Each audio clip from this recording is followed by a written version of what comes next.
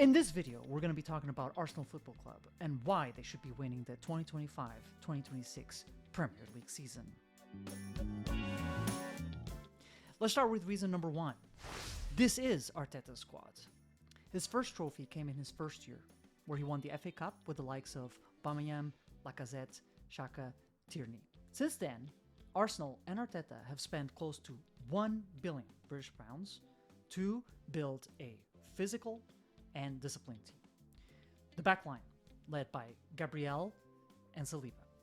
Full-back positions covered by Timber, Calafiori. In the midfield, you've got Declan Rice and Zubimendi. Bukayo Saka no longer has to be the one-man show. Up front, Arsenal has plenty of players that can provide all sorts of options. Strikers like Victor Gyökeres can finish those chances whenever they get them. You've got Martinelli, Trossard, and Madueke that can play the wing positions. And Odegaard can rotate with Eze in the cam position. Plenty of options, plenty of depth. And let's keep in mind that some of these positions haven't settled. For example, in the left back position, Arteta has rotated between Tomiyasu, Zinchenko, Tavares, and Tierney. None of them are at the club because right now Calafiori is usually the starting left back. In the goalkeeper position, we started with Ramsdale and now moved on to Raya. The team has even carried out some renewals. Those include the likes of Saka, Saliba, and Odegaard. A lot of these players are on contracts going from 2028 to 2031. These are the most experienced players. So when we look at the squad of Arsenal, this is not a first, second, third year squad or a team in transition from previous managers. This is a team built by Arteta. This is Arteta's squad. Reason number two. Arsenal's major opponents are getting better. Liverpool is clearly going through a transition phase. After Klopp left and Slot took over, they had to make decisions about their squad. They let go of Trent, but they renewed contracts with Virgil van Dijk and Mohamed Salah. They went ahead in the summer and spent an absurd amount of money on Florian Wirtz and Isak and built a brand new backline with new fullbacks, Frimpong and Kirkes. It's a team clearly in transition, but the funny part is that in their first year with a new manager, they won the Premier League title. You could claim that that was Klopp's team, but a new coach came in, took over that team, and did what they had to do to get over the finish line. It is hard to believe that Liverpool has not been able to keep up with the performances and the wins that they did last year. Clearly, there's been a dip, but there's enough quality in that squad to think that they're going to come back next year. Manchester United. While Arsenal has been competing for the Premier League title with City in the last few years, Manchester United has been struggling, to say the least. Multiple managers have come and gone, but along the way, they've been winning cups. FA Cups, Carabao Cups, and they've even reached the final of the Europa League. Yes, have they underperformed? Absolutely. But during Manchester United's worst moments, since Alex Ferguson left, they have won cups and they've been reaching finals.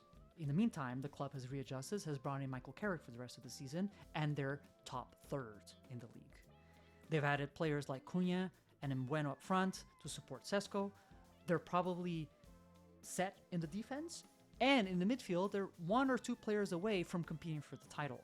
Manchester United's squad has been overhauled, and if you think that they're not going to be competing for the title next year, you probably want to think about it again. Last but not least, Manchester City. City has been competing for all competitions since Pep arrived. And of course, they're backed up by rich owners. So money has never been a problem. And this year has been no exception. During the mid-season transfer window, they went in and brought in Premier League proven players like Semenyo and Marquet. Has City been great this year? No, they have not. But they're still second. They're competing for all trophies. And they're only 7 points away from Arsenal with one game in hand. Manchester City has shown in the last few years, when push comes to shove, the last stretch of the season, they can make it work, and they can win games, and they can win competitions. This year, they may fall short, but next year, they're going to come back, because that team is ready to compete, and that team is ready to win. So where does Arsenal fit? Even if Slot doesn't work out at Liverpool, Liverpool has enough quality to compete. Manchester United has enough players to make a run for the title. And City will continue to be City as long as Pep is there. During this period, when all these teams have been going through some transitions, whether it's coaches or with players, Arsenal has struggled to make it over the finish line. Arsenal's best accomplishments in the Premier League is finishing second in 3 consecutive seasons. Their window to win the Premier League is getting narrower because those clubs are getting better. If you think that Arsenal has a better chance of winning next year with all these opponents making improvements in their squads, you probably want to think again. Third reason, injuries. In the last few years, you could make a case that Arsenal fell short because some of their most important players had injuries. When you think of the year where they missed out on top 4 in Champions League, Saliba was not available to lead the back line. Last year, especially in the last stretch of the season, they didn't have Martin Odegaard, who provided attacking options up front.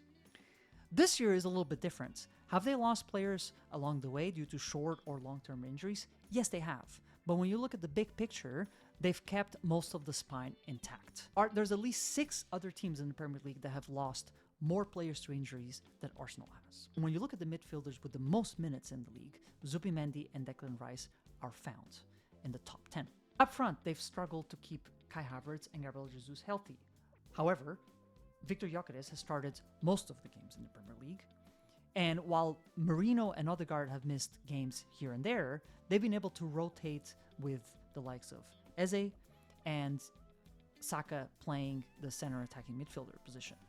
At the back, even with Saliba missing out on several games, they've got enough coverage with Mosquera and Hincapié. Overall, I would say that Arsenal has shown that with their squad depth this year, they've been able to navigate some of their injuries and still be able to compete for all trophies. When you look at the squad this year versus previous years, most positions have enough depth, and they've shown this year that regardless of how many injuries they've had along the way, they've been able to win games. And when you think of teams that are heavily dependent on a player to succeed, think, for example, Haaland and City, Arsenal have been able to win games by spreading out all their goals. Arsenal being a defensive team may actually be a myth. The key factor this year is that they're not heavily dependent on one player or one striker to score goals. Victor Gyökeres leads the line with 10 goals, but then they've been able to share the remaining goals with their wingers, midfielders, and even their defenders. Last but not least, people's favorite topic, statistics. Let's start with the basics. Arsenal sits at the top with the most wins, the most goals scored, and the least amount of goals conceded. So if Arsenal sits at the top, why do people keep saying that they're a defensive team? When you look at attacking stats, Arsenal tends to be up there with the best teams in the league. When you consider touches in the box per 90 minutes against the expected goals, there's only Liverpool that scores more touches, but Arsenal exceeds the expected goals. They're clearly getting in there close to the goal to make chances to score. Only Manchester City and United have more shots on target per 90 minutes. Is Arsenal really a defensive team? Because when you look at touches in the opposition box, Arsenal tends to be up there with both City and Liverpool in both expected goals as well as shots on target. They're clearly creating enough chances to score. Whether they finish them or not, that's a different question. Are all goal opportunities the same? No, but the stats are the same for all teams, and Arsenal is up there. And when we talk about the best defense in the league, they're not just slightly the best defenses, by a mile. Arsenal wins the most defensive duels and concedes the least number of shots. So, at a macro scale, Arsenal has both the best attacking and defensive stats in the game. These are all pretty encouraging. Like, why wouldn't we think that they shouldn't win the league? And if you look at the difficulty of the remaining fixtures, Arsenal has the 5th easiest schedule, while City has the 6th hardest. There's a few games in there that are going to be tricky, namely the game that Arsenal has to go and play in the Etihad, as well as the game against West Ham, if West Ham is still fighting for relegation. There are so many ways to go about it, but at the end of the day, especially this time of the year, the most important thing is, can you win games? Not how you win them, but can you win them? So, corners, set pieces aside, is Arsenal creating enough chances? And the numbers say so. If you look at touches in the box per 90 minutes against expected goals, Arsenal is up there with Liverpool and City. If you look at shots on target, Arsenal is also up there. And defensively, if you look at all teams in the Premier League, Arsenal wins the most duels and concedes the least amount of shots.